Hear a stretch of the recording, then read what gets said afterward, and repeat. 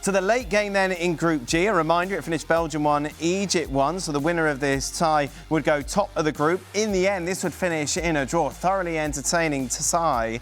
New Zealand would twice take the lead just with a brace within this tie. But twice within the match, Iran got themselves back into the game. So overall, it finishes Iran 2, New Zealand 2, meaning that everybody is on a point in the draw. It's impossible not to start but to talk about Iran in this game. We saw that emotional interview that the players gave to Jeff Carlisle leading up to this tie. And today, Iran went on the pitch, played against New Zealand, and it's nice we're going to be talking about the football.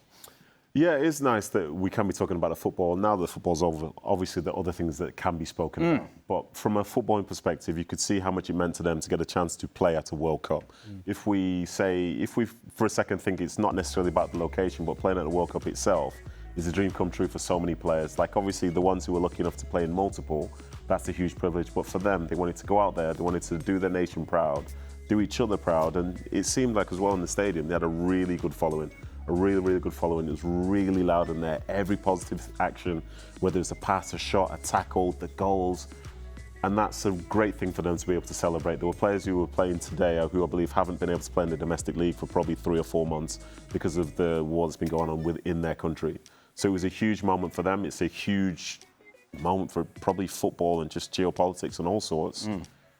And just from a footballing perspective, I think it's probably the best game of the day as well. Really enjoyed that game. Yeah, it was a lot of fun. Both teams had chances. Ali went to New Zealand once. He bangs on about it a lot. So I played against Chris Wood once as well. There you go, you see. Back in the day or not? Can I say that? We're going to get grumpy again. Like 8 years ago. Well, so back in the day. Yes, yes, It's way back there.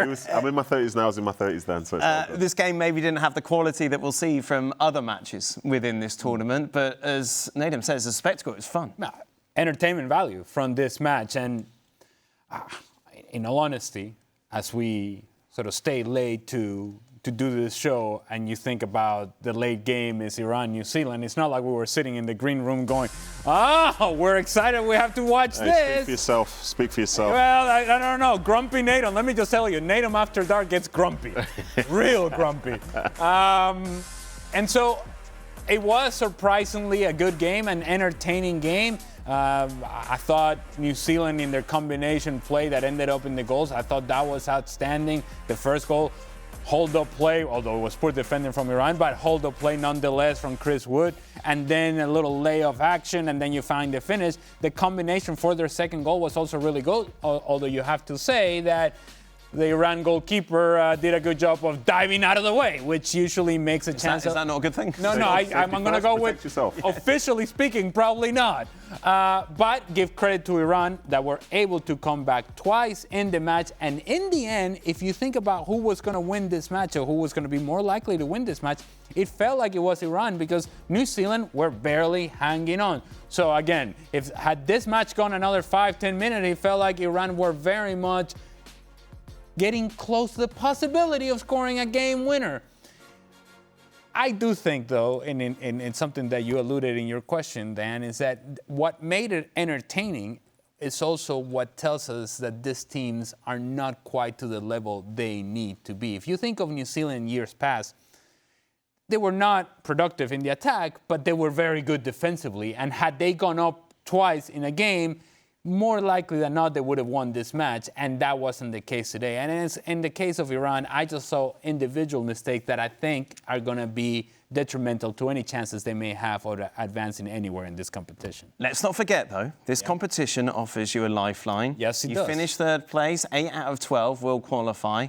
Which of those two teams are more likely to qualify from what you saw today, given that I'm being presumptuous that Egypt and Belgium will be okay? I'm gonna say Iran. Okay. I'm gonna say Iran. Yeah. I think maybe they've got a little bit of like Team of Destiny vibes about them to be at least be getting to the next round. So I'm gonna go for them. But I was impressed by New Zealand because I watched them a week ago play against England, and I thought they were rubbish. Honestly. England or New Zealand? New Zealand, I thought this is ridiculous. Nedum after dark. But I think New Zealand has just come off losing 4-0 to Haiti. To Haiti, yeah. Yep. But obviously, we see Haiti a good side anyway. But Yep. yeah, so I was impressed by New Zealand. I thought Chris Wood was great. And I think just as well, the joint top scorer in the whole World Cup, by the way, scored 2 cracking goals. So unfortunately, I'm still going for Iran. Okay. So you gave this whole case for New Zealand, but you're going with Iran. No, I started off by saying Iran. Then I talked about New Zealand. Then I went back to Iran, yeah. Well, thanks for listening, though. It's ridiculous. Why am I here? Who are you talking to? I don't know. What have I done? Did Dan tell you that I went to New Zealand once? Yeah. No, please tell us Oh, more. my Wellington feast. Yeah. What a Went to the time. Lord of the Rings, dressed Yes. up. the whole- Yes. the whole lot. Oh, it was a wonderful time. I don't think either one of these teams is advancing. But the lifeline. Only 4 teams will not advance to finish third, Alan. Well, I know, but what I'm saying is that there may be a bunch of draws coming up. And I don't think they are good enough to actually win games. Right. And you're going to need to win a game at some point. And this was the winnable game for both of them. Now they're going to play against the 2 teams that would be the favorites in this group. I don't think either one of these teams beats Belgium.